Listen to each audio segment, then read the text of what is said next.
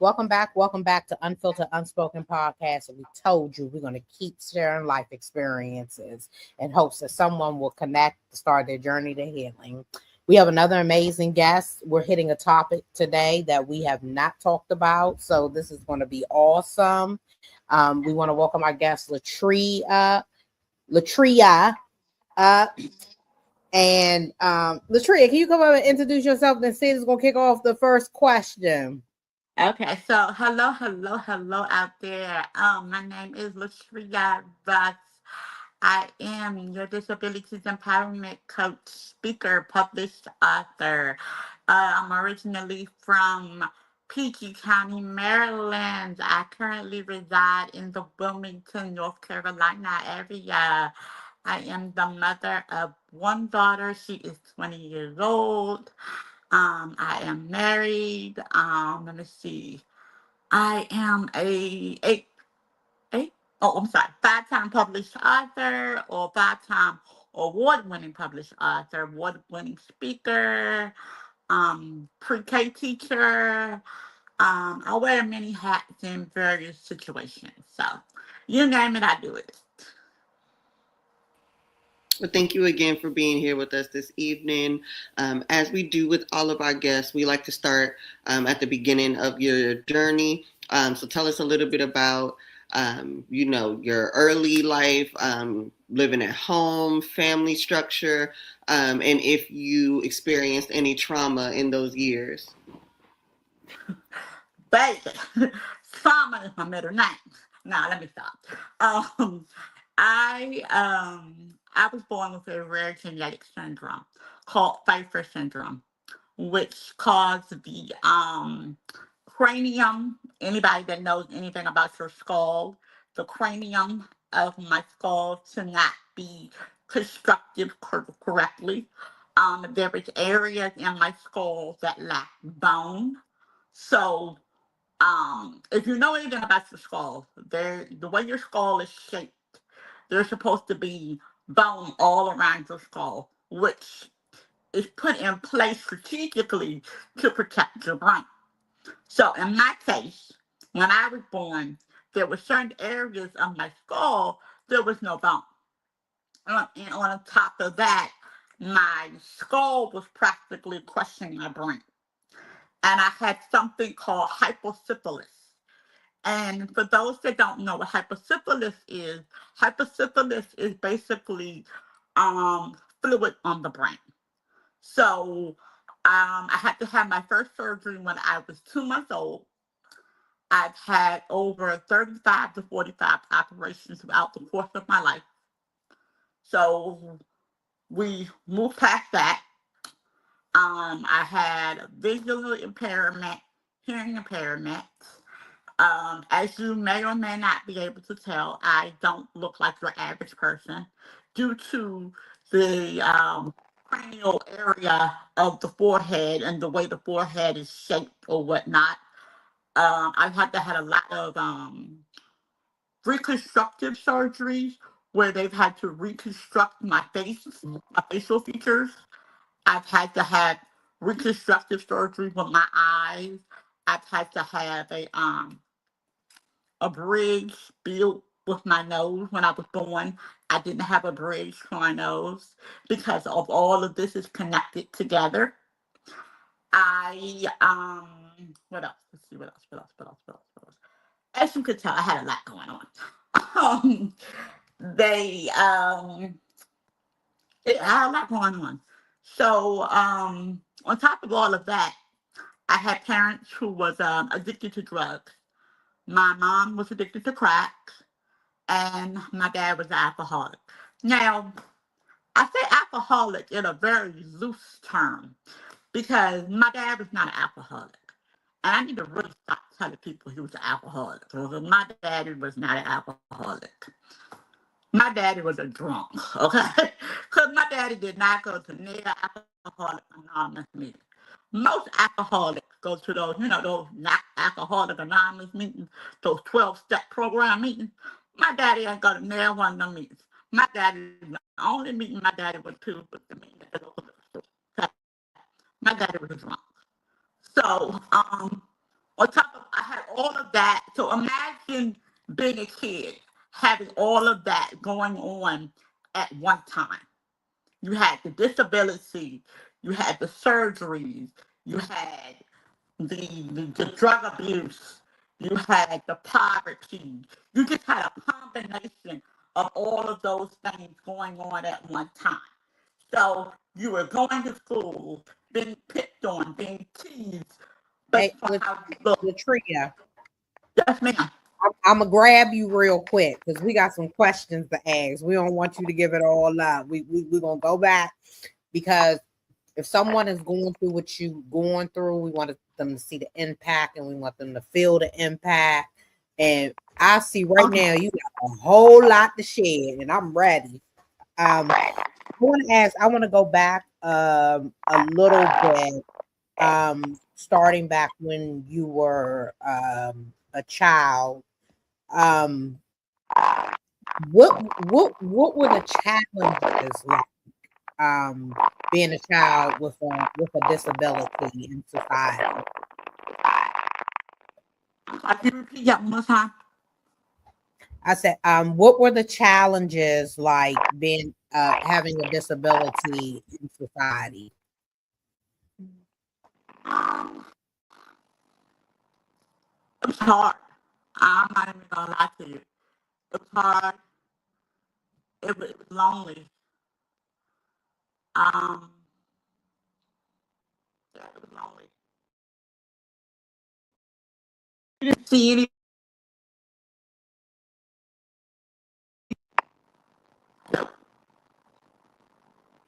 Okay, sorry, Latree. What were the challenges again? Okay, so your question was as a disabled child, the challenges. Yes, Um, ma'am. okay, so as a disabled child, a lot of challenges I dealt with. I was lonely 90% of the time because I didn't look like your average child. Um, my head was shaped differently. I didn't have a lot of friends, and because I didn't look like the average person, I didn't have a lot of friends. I didn't have a lot of people to play with, So I had to learn to play by myself. I had to learn to depend on myself. I had to learn how to be my own best friend. I had to learn to depend on myself. I had to learn how to be my own best friend. I had to learn how to play by myself. I had to learn how to essentially walk down those lonely hallways of school by myself. And it made me stronger. It made me stronger as an adult. It made me stronger, as a person. Um, Other challenges I had to deal with is I had to learn how to depend on myself. I had to learn how to support myself. I had to learn that nobody was going to come rescue me. I was going to have to rescue myself. I was going to have to be the savior of myself. I was going to have to save myself in a sense. It's funny you asked me that because during the time when I was a kid, there was a Whitney Houston song out, and it was called "The Greatest Love of All." And I don't know if you guys are old enough to remember that song, but it was called "The Greatest Love of All," and that was my theme song. That was my theme song. I had to learn to love me, regardless of what I thought, what people told me. I had to learn to love what I saw in the mirror and who I was. I didn't look up to anybody. I didn't have anybody to look up to. So I had to learn to look up to me. And I don't know if that's a challenge per se, but for other people, they had people that they could look up to on TV that looked like them. I didn't have that. But like I said, I don't know if you would consider that a challenge or not. Absolutely. Now, what were some things that you excelled at considering your disability? What did you get good with? What brought you joy in the midst of, the loneliness? Um, I was very intuitive. I was very intuitive. I had a level of discernment, and to this day, I still have a level of discernment that that that's just out of this world. I can feel stuff that nobody else can feel.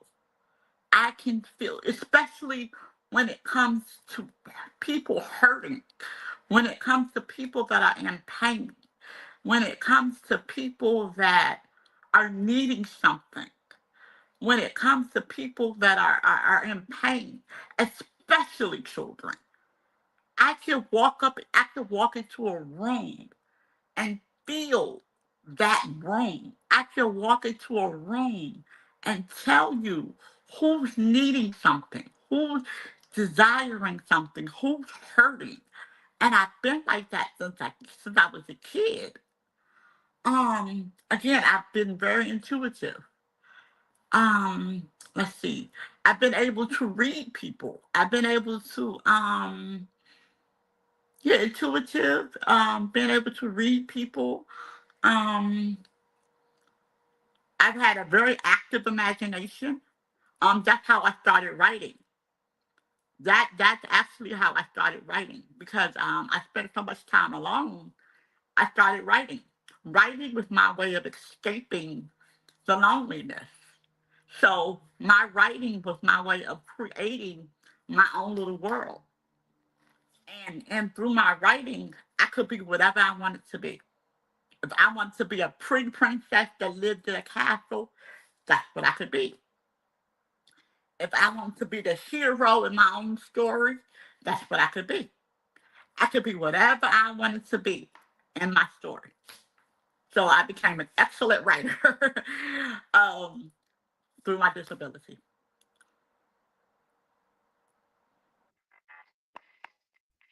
We're gonna be jumping all around here Okay. because it's just so many points.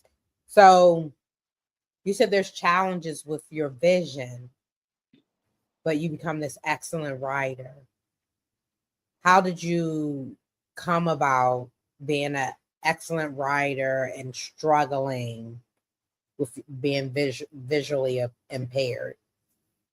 Um, well, being visually impaired was something that I did struggle with that too. Um, but writing was something that I kind of wandered upon, if you will. Um, I remember I had an assignment in class. I was in the third grade. And I don't know if you guys remember being in school and we had to do the little assignments with our spelling words. Every day we had a different assignment to do with our spelling words. So one night we had to do an acrostic poem with our spelling words. So one night that was one of my assignments to write an acrostic poem with my spelling words. And my teacher saw my poem and she was like, "Wow, Latrea, that's really good." So I just kind of, picked, excuse me, I picked up the writing. And my teacher started paying attention to my writing. They was like, "Wow, you're a really good writer." And the more my teacher started paying attention to it, the more I started, doing it. I just started creating stories and, just started, writing. But the visual impairment had always been there. So what they would do is I had special paper that I would use to write on because I couldn't see on regular paper because I couldn't see the line on regular paper. Let me see if I can show you. Um, oops, I'm sorry. Hold on one second. Sorry.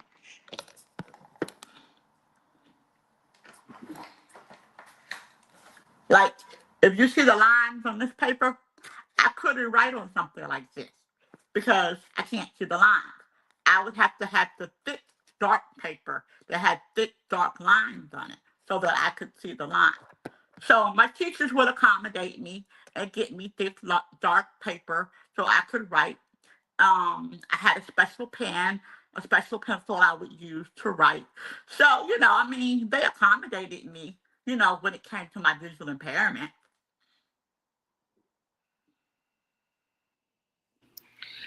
Within your household, was it just you, or did you have siblings?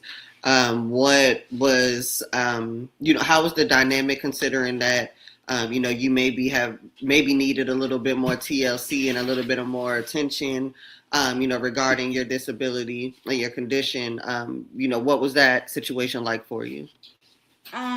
Well, I had a sister when I turned 8 years old. My mom had another baby, so I have a sister that's 8 years younger than me. She was born when I was 8 years old. And it's only two of us, and we both got the same level of care, I would say. There was really no difference made between us. And in my family, despite my disability, I was treated like everybody else. I wasn't treated any different because I had a disability. I was, my family doesn't call me Latrea. They call me Tria. So they called me Tria, and I got disciplined. I got in trouble like everybody else got in trouble. Everything everybody else got, I got it too. So there was no real difference made, when it came to me. I was like everybody else. I just happened to have a disability. And do you think part of your disability came from your mother's drug addiction? No, it did not. No. A Okay. lot of people ask me that, and no, it did not. My disability was a genetic disability.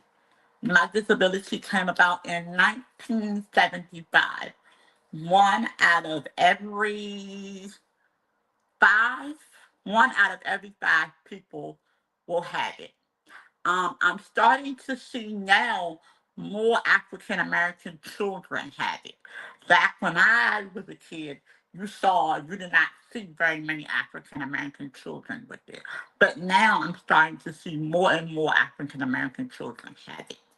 I would say now the rate is probably one out of five you would see have it. And it's a genetic syndrome. It has nothing to do with drug use. It has nothing to do with alcohol use. It has nothing to do with anything in relation to that.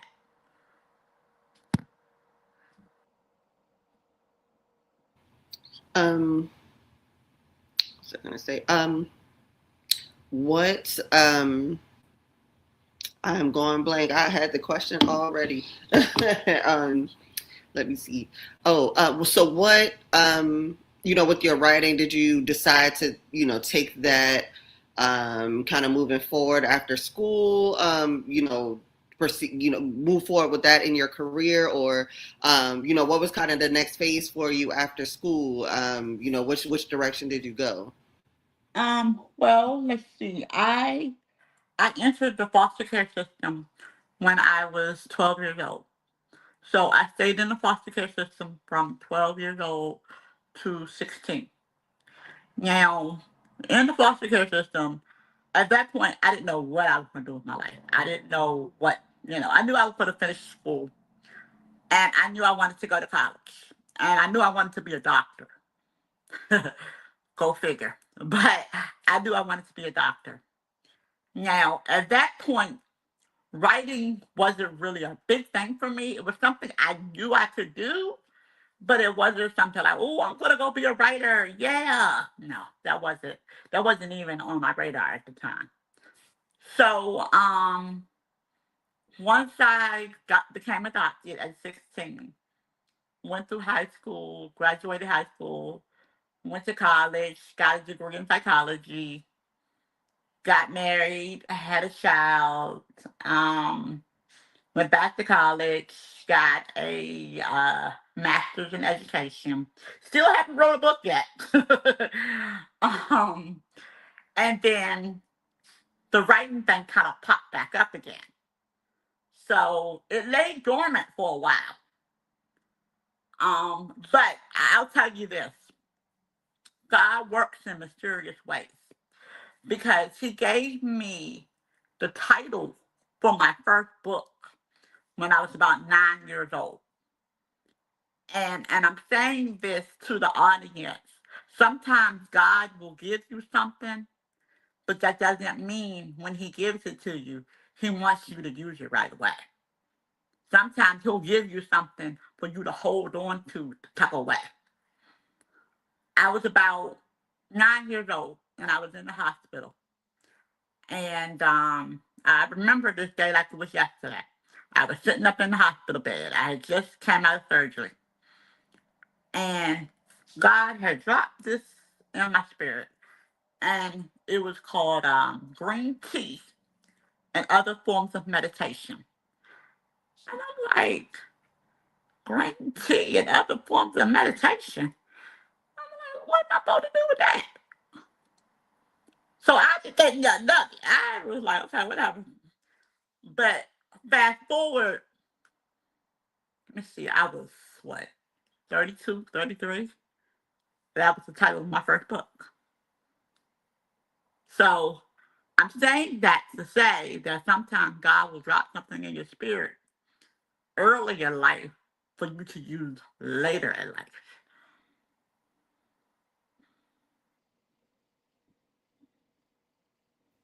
Amen. Yes. I want to go back a little. I want to go back a little bit, because I don't think people talk about it and they don't talk about it.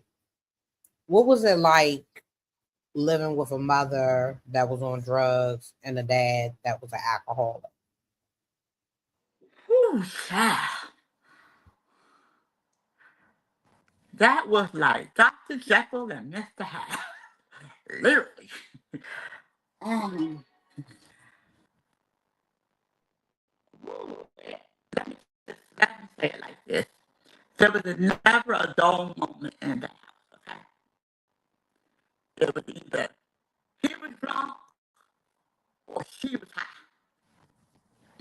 Or they both were drunk, or he was drunk and she was high, or she was high and he was drunk. Either way, I could tell when both of them was going on. But I want to put this preface in there. I want to say this. Not all the times that I had with my family were bad. Because there were some good times in there. Now, I know that's kind of hard to believe, saying that and within those confines, but there was some good times in there. My dad was one of those drunks where he was a happy drunk. Okay, if you know what I mean, he was a happy drunk. Um, and then there were times when they fought, which was not always the best. Um, I could tell when my mother was high because when my mother was high, I could get away with stuff with her that I couldn't normally get away with. Like, I could ask my mother, Ma, can I go to such and such house? And she'll tell me no. I'll wait 5, 10 minutes. She go hit that pipe. I ask her again. She'll tell me yes. So that's how I know she's high. Because if I ask her when she's not high, she'll tell me no. Um, I can remember the police being called a lot. Um, so it was. I'm not even gonna lie and say it was not tumultuous. It was very tumultuous. Um, we got put out a lot because they couldn't pay the rent. Um, I remember one time in particular getting off the school bus, and I'm getting off the school bus from school, and me and my friends are getting off the school bus, and I'm getting off the bus, and I see all my furniture sitting outside. I see my furniture, my bicycle, my roller skates, all the stuff from my room, all the stuff from the living room, the whole house sitting outside on the curb. Now,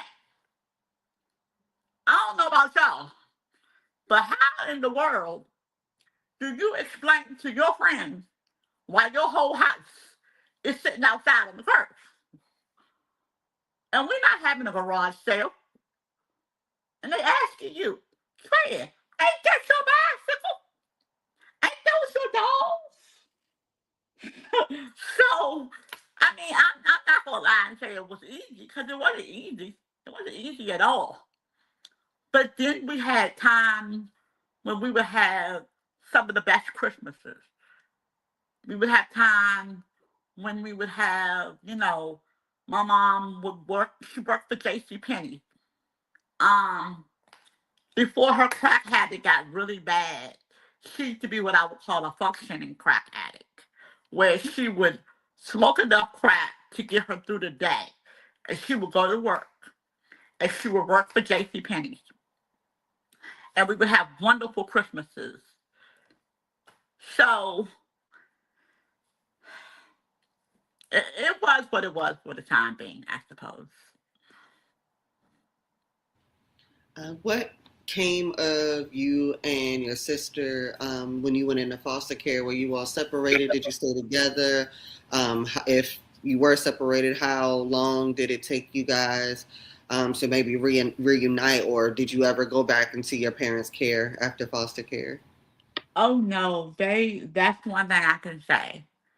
Our social worker worked really hard to keep us together. We were one of the fortunate few to stay together because that does not happen very often. In most cases, um, siblings do not stay together in foster care. Siblings are usually split apart, especially siblings in our situation. And when I say our situation, what I mean is one that has a disability and one that doesn't. Because in our situation, with me, they wanted my sister for two reasons. One, my sister was younger, and two, my sister didn't have a disability. They didn't really want me because I was older and I had a disability. So it was easier to get my sister adopted off because she was younger and she didn't have a disability. But it was harder to get me adopted off because I was older and I didn't have a and I had a disability. So through the grace of God, they did a wonderful job of keeping us together. We both were adopted into the same family, which that had its pluses and minuses because the family that we were adopted into was not the best family.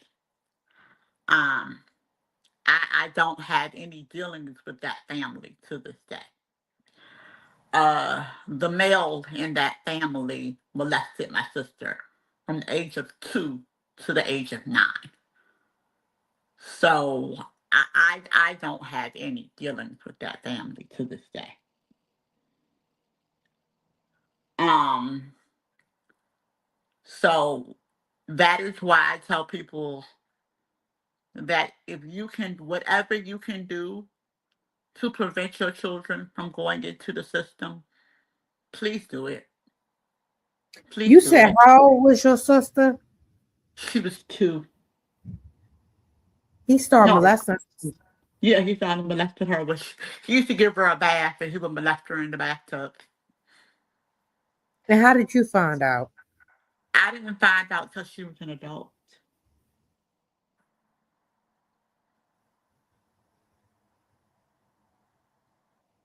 She told me when she was 23, 24. When she told me. Did she get a chance And to confront them? I'm sorry. Did she get a chance to confront him? She wrote a letter, but I think that with her, no, she didn't. She didn't. This molestation And thing is just so much bigger than people. and and a lot of the things that she has gone through in her life has been because of that. Has been because of that. And it's just, I can see so many different patterns in her life. in the patterns in the men that she chooses, the patterns in relationships, the patterns in relationships not only with men, but patterns in relationship with people, patterns in relationship with jobs, patterns in relationship with the way she lives her life. And it's just like, so I beg people. I literally beg people. If you do not have to put your children in the system, please don't. Please don't. Because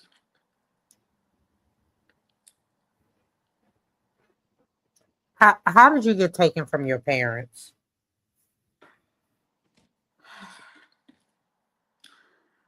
my mother's house was raided. They had been watching my mother's house for 6 months. Well, let me back up. Hold on. Give me a second. Um, we got put out for the second time. And we walked the streets for about 3 weeks. We were in a shelter for about 2 weeks. We finally got an apartment. And she started doing drugs again.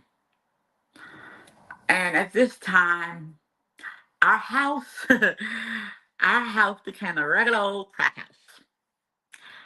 And when I say a crack house, I know we've all seen New Jack City, the Carters. Yeah. So, um, they had been watching my mother's apartment. I don't know for how long they had been watching her apartment.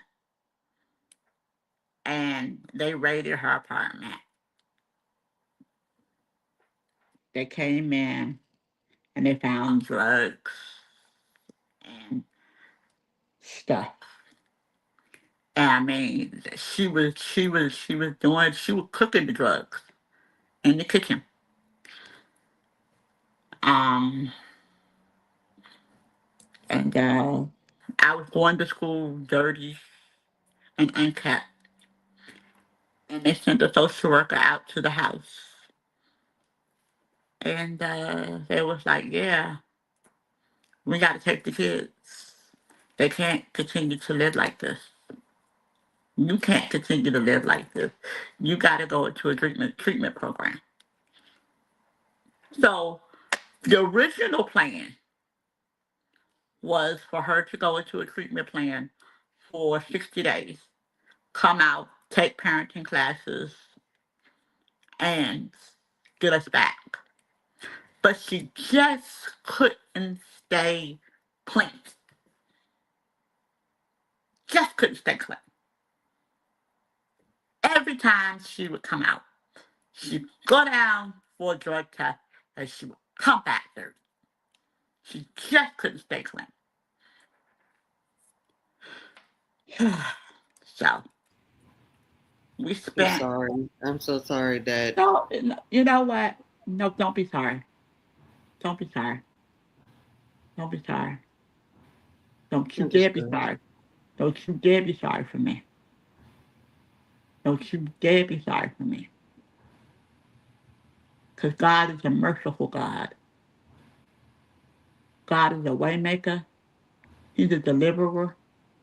And he's a healer. Everything that God allows for a reason. So God allowed me to go through everything that I went through for a reason. So don't you dare be sorry for me. Absolutely. Absolutely. Um, so you did, just in conversation, let us know that you had a daughter, 20 years old. Yeah. Um, what was that like, the relationship, if that was anything significant to your story, being pregnant, carrying a baby, if your condition had any bearing on that. Yes. Um, Yeah, tell us a Oh, little no, bit we got about again. that. um, Question said, it was hard. It was hard. Because I'm so small. I'm only 5'1". So, um, it was a lot. I had preeclampsia, and a lot of that was because I was just eating the wrong stuff.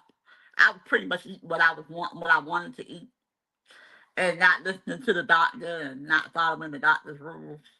And I was on bed rest the last 6 months. They ended up having to do a C-section. Um, but I mean, that's my baby. I love it. It don't matter. Just before I got on the interview, I had just got finished talking to her, and she's 20, and she's at that stage where she thinks she knows it all, and Mama don't know nothing. And like I told her, I said all I can do is just let you go. And if you're gonna hit your head, you're gonna hit your head. I said I can do the best I can to try to prevent you from hitting your head. But if you think you know better than I do, then go right ahead.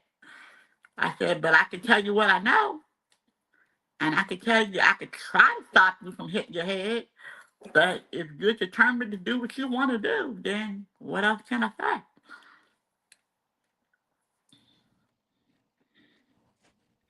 and But I want to ask, how was life for your daughter with a mom with a disability?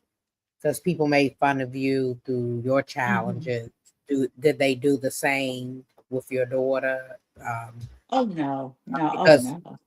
with No, cause see, my daughter don't play. Let me just let y'all know something. My okay, child don't play. She don't play. She don't play about me.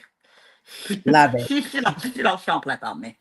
I have come up to the school many a time because she done made somebody's child cry because they was making fun of me.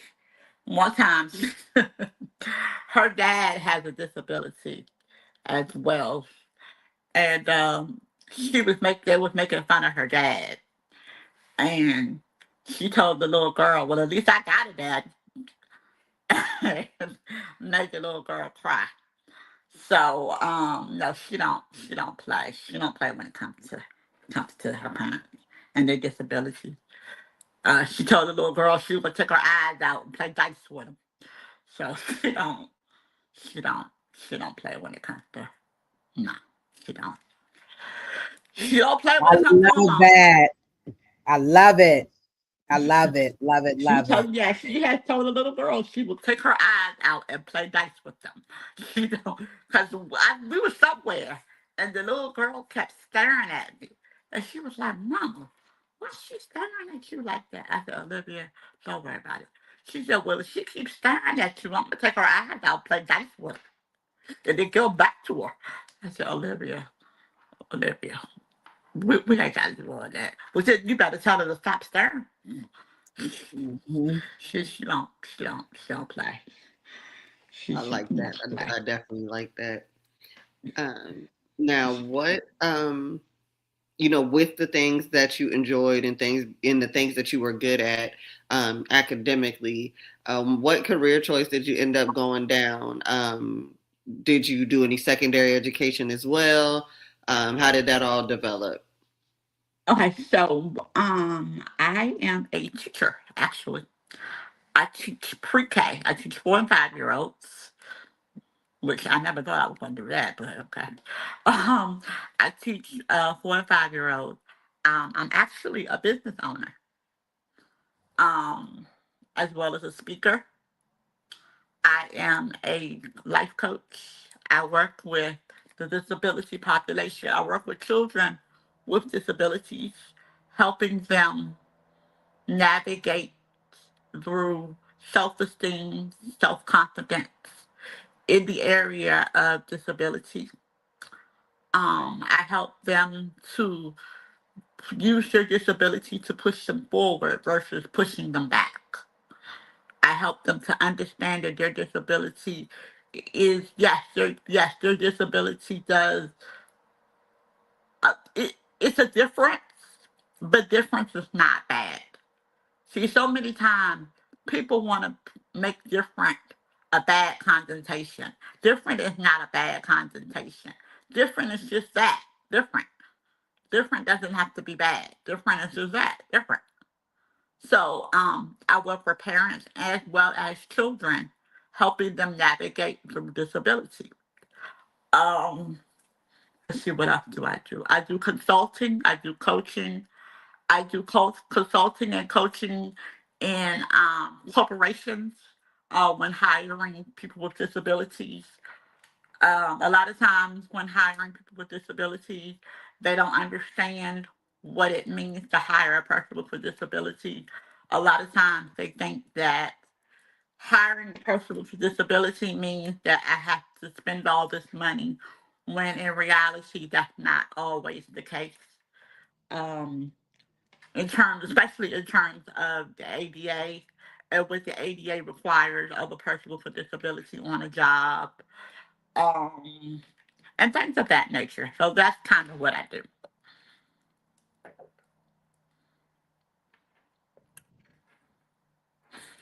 I want to ask, and I wrote this down. Um, what would you say to the people that bullied you as a child and made you feel the way that you did growing up as a child? Okay. Say it one more time. What would you say to the folks that bullied you and made fun of you as a child? I'm still that girl.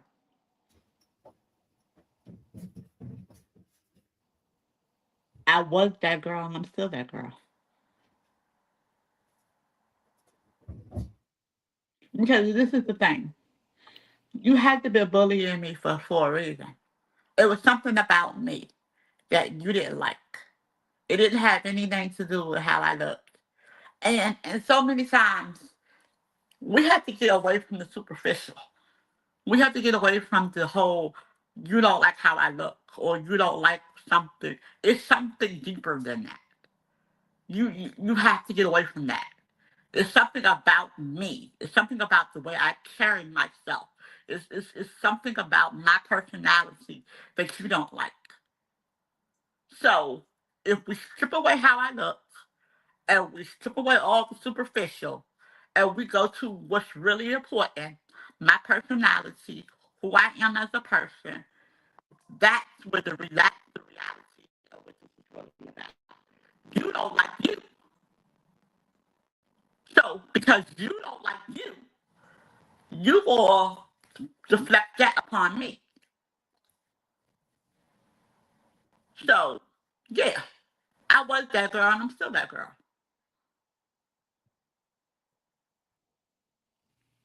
Simply put. Clock No, that T.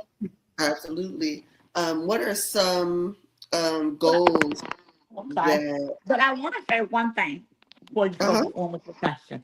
I did have a young lady. This is funny. It's funny now, but it wasn't funny when she said it. I did have a young lady turn to me when I was in English class and tell me that if I had a child that looked like you, I would throw it in the trash can. I said, what? She said, yeah, if I had a child that looked like you, I would throw it in the trash can. And I was like, if you had a child that looked like who? And I'm looking around trying to figure out who she was talking to. I was like, I know she didn't just say that to me. But yeah, those were some of the comments that I used to get as a kid. But go ahead with your question, I'm sorry. Lord, kids are cruel. Why would you even say something else like that? Uh, what are some goals that you haven't hit that are on the checklist, or some things that you have wanted to do that maybe you haven't been able to do in the past? or just aspirations regarding, the disability community? What goals are you still trying to meet? Let me see. I want to do a TED talk. That is like one of my biggest goals. I want to do a TED talk. I want my latest book I have, I want, I'm trying to get it to the New York Times bestseller list. It's already won an award already, but I'm trying to get it to the New York Times bestseller list. So I want a New York Times bestseller book, and I want to do a TED talk. Those are my two main goals at this point. Okay, I love that. Um, you mentioned one thing, and I want to hit this real quick before we end. You said you had over 35 surgeries. Mhm. The first one starting when you were born at not too long after you were born. Mhm. Um, can you just talk a little bit about the surgeries and the impact of the Other surgery? surgery? Um, they did. They had a lot. They had an emotional impact. They had a physical impact. Um, People don't think when people think about surgery, they don't think about the emotional impact that surgeries have, especially on a child. Now you gotta think about it in the sense of a child being 6, 7, 8, 9, 10 years old, and we're talking about a child missing birthdays. I mean, I miss birthdays. I miss Christmases. I can't tell you the number of Christmases and birthdays that I spent in the hospital. Thanksgiving that I spent in the hospital. Um, I remember being wheeled into the operating room one time, and I don't remember how old I was. And God has always been my comforter through it all. Through it all, He has always been my comforter. And I can remember being wheeled into the operating room and just laying in that bed, just praying like, God, I can't do this no more. My body is tired. Like I'm physically tired. I cannot do this anymore. I don't want to do this anymore. I want to go home. I don't want to do this anymore. I'm tired. And I could just hear myself just crying out to God. So can you imagine an 8, 9, 10 year olds just laying there crying out to God because they're tired? And then just as I'm talking to you, God says to me, hold on, I got you. Hold on, I got you. And that's all I needed. That's all I needed. And that's all I've been holding on to for the last 47 years. That's all I've been holding on to. So when it gets hard, when it gets weary, I hold on to knowing that He got me. And I want to leave you guys with that. When it gets hard, when it gets tough, when it gets weary, when it looks like it ain't gonna work, when it looks like it ain't gonna happen, when it looks like all is falling through, hold on. He got you.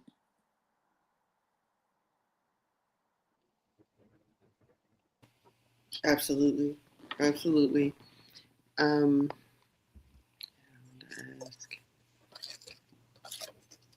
was there ever any reconciliation, with either of your parents once you were of age? What is the relationship now, if any? Yes, there was a reconciliation with my dad before he passed. Like I look, regardless of what my dad was, I was always a daddy's girl. That was my man 50 grand. You hear me? Regardless of what she was, That was my man, 50 grand right there. I remember he died of, he had cirrhosis of the liver and lung cancer. I remember just before he died, I started going to the doctor with him. And that's how I found out what he had going on. And I asked the doctor, I was like, well, is there anything we can do? And the doctor was like, well, no, not really. He was like, because if we take it from him, he's going to die. He said, but if we keep giving it to him, he's going to die. He said, so at this point, he's going to die either way. I said, well, okay. So I remember one day we were sitting on the porch at his house just before he passed. And he said, you know what? I said, what, Daddy? He said, you know how I'm going to die? I said, Daddy, we're not going to talk about this. He said, well, we might as well, 'cause I'm going to die anyway. I said, okay, Daddy, how you going to die? He said, well, I'm going to die with a drink in one hand and a cigarette in the other.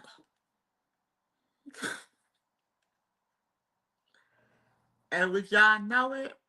When they found him, he had a cigarette burning in the ashtray and a half a glass of Hennessy right beside him.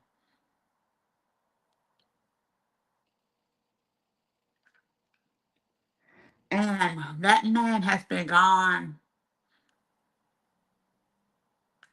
20, 20 years now. And every day it still feels like yesterday.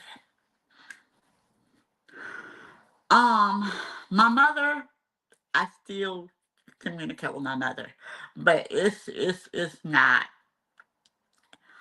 It's hard to communicate with my mother because my mother doesn't want to take ownership for her actions. She's one of those people that feels like the world owes her something, and that she doesn't want to take ownership for the things that she's done. It's everybody else's fault. It's not nothing's her fault. Nothing's ever her fault. Everybody owes her something. Everybody should do for her. Everybody owes her. So I don't really have, the best relationship with her. I call her from time to time, check on her, make sure she's good, but I don't really have, the best relationship with her. Did she ever get clean? Did your mom ever get clean? Yes and no.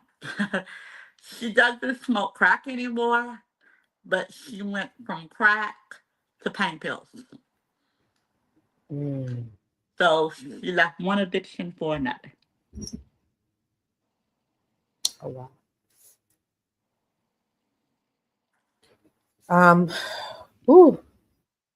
We are at time. The hour goes by fast. Latrea, Yes, ma'am. I want to thank you so much for being a guest on Unfiltered Unspoken podcast and just continue to do all of the amazing work that you do to fight for youth with and everyone, not just youth. You do it abroad with disabilities. I actually fight to help youth with IOPs and stuff like that to accommodate them. So I definitely understand a lot.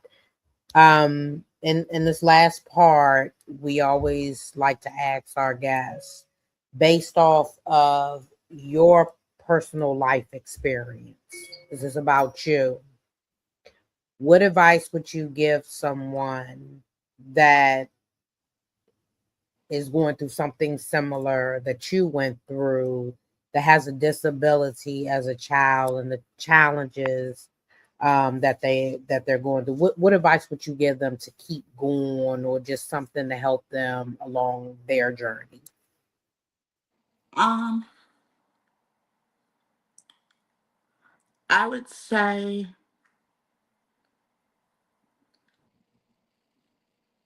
adjust your perspective because sometimes our perspective our perspective is what governs how we live. So if we have a bad perspective on our life and our circumstances, that it can govern how we move. So check your perspective. Check your perspective on your life. Check your perspective on your surroundings. Check your perspective on your situation. Because, like I said, a lot of times your perspective can govern how you move. So if your perspective is bad, or if your perspective is, oh, I'm doing so bad, or oh, I got this going on, oh, I got that going on, then that's how you're gonna move. You're gonna move like you're doing bad. You're gonna move like you got this going on and that going on. And but if your perspective says, yeah, I got this going on, I got that going on, but it could be worse, then that's how you're gonna move. So make sure that you're always checking your perspective.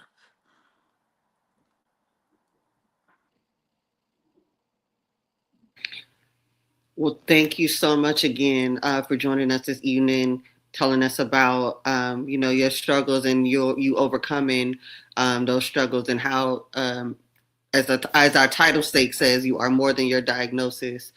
As we like to do again with all of our guests, we like to give you the chance to participate in Shameless Plug.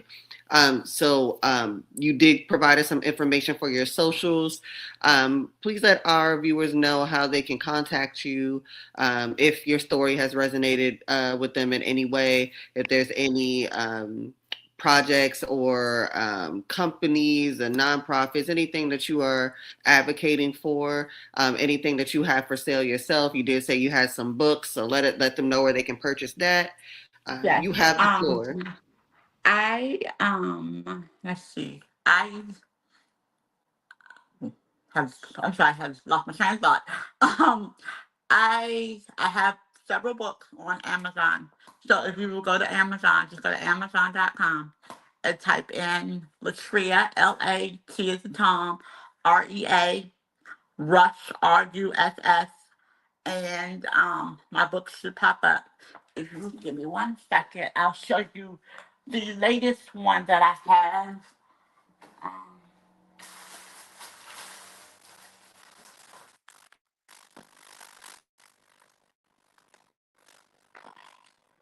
this is my latest one. Um, this is the latest one. If you want to get it from me personally, you can go to my website, www.coachlatria.net, and I will personally sign it for you, and I will send some other little trinkets along with it. And this basically outlines my whole life story, everything I talked about today, and some other little funny stories about my childhood, growing up, and whatnot. I have T-shirts and stuff on my website as well, adult T-shirts. Um,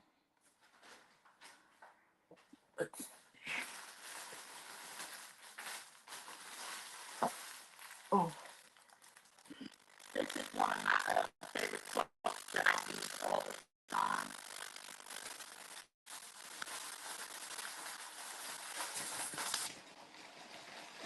Oh, let's see.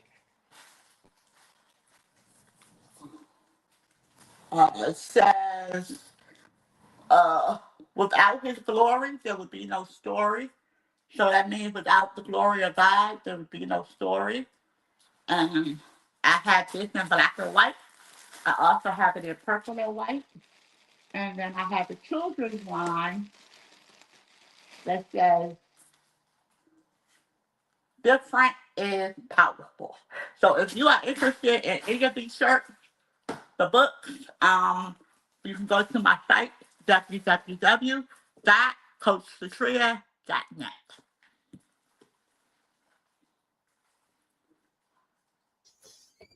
Thank you so much for your powerful testimony. Sorry, y'all, my dog.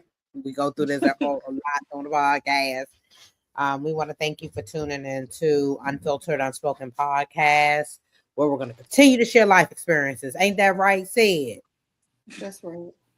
And we always bringing y'all something different. And there is nothing that you cannot say because we are providing resources shared by others' testimonies to help you start your journey to healing and giving you advice from other people's testimonies that they're proven that they're fighting everything that they have went through.